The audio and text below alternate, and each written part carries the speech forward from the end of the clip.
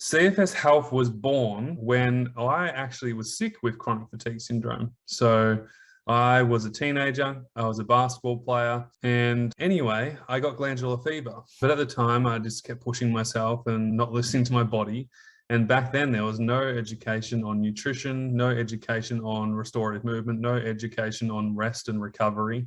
It was all about no pain, no gain. And so I just kept pushing myself. I kind of thought that it was a cold and a flu. And this went on for months and months, and to the point where I was missing all of my school and basically playing basketball on the weekends.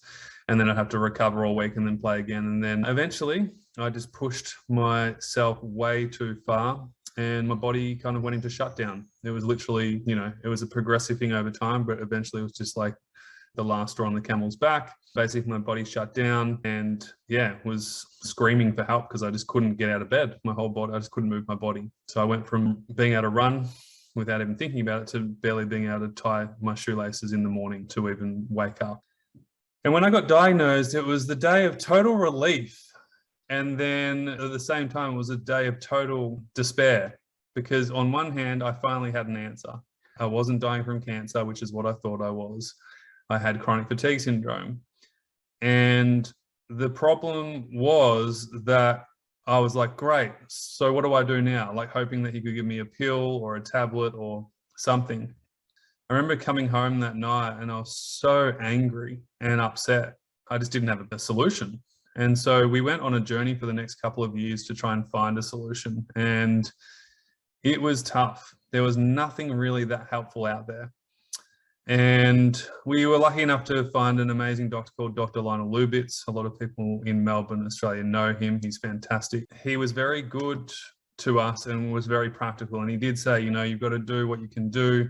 You can't do too much, but you can't do too little. You've got to find the right amount for you in terms of like doing the right things and activity. And so he taught me a lot, probably the most a doctor could ever teach really in the short periods of time that we got to see him. So he kind of helped us figure out, well, there are some things you can do. And then eventually I did an inpatient program, which was a recovery program for people with CFS.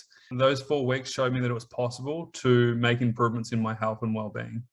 And I went from not being able to, function basically throughout the day to semi-functioning within 4 weeks, in the sense that, I was able to move a bit. I could do a bit more movement. I was starting to feel a little bit stronger. I was sleeping better. My digestive system was better. And it was the first kind of realization of like, wow, like there are things that you can actually do. And so this was a big journey though, like, literally seeing hundreds of doctors, seeing the best practitioners, trying hundreds of Chinese medicine balls every day, 20 supplements every single day. We would do anything to get better. But what sparked CFS Health was actually when I was 16.